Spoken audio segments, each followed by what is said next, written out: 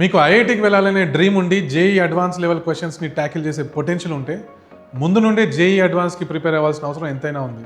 చాలామంది స్టూడెంట్స్ చేసే పెద్ద మిస్టేక్ ఏంటంటే జేఈ మెయిన్ రాసిన తర్వాత దాన్ని క్వాలిఫై అయిన తర్వాత లాస్ట్లో ఉన్న 1 month గ్యాప్లో JEE advance level questions practice చేస్తూ ఉంటారు.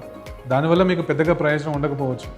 ఒకవేళ జేఈ అడ్వాన్స్ టార్గెట్గా పెట్టుకొని నేను డెడికేటెడ్గా వర్క్ చేస్తా అనుకుంటే ముందు నుండే 2 సంవత్సరాలు కూడా జేఈ అడ్వాన్స్పై దృష్టి పెట్టాలి.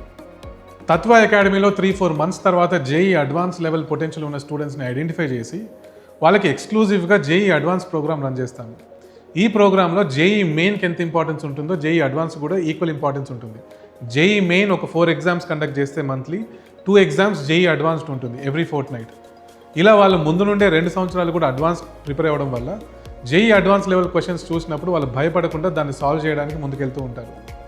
జేఈ అడ్వాన్స్డ్ పొటెన్షియల్ ఉంది అండ్ హార్డ్ వర్క్ చేసే కెపాసిటీ మీకు ఉంది అనుకుంటే ఇప్పటి నుండే మీ టీచర్స్ గైడెన్స్ తీసుకోండి and JEE advance level problems practice చేయడం మొదలు పెట్టండి.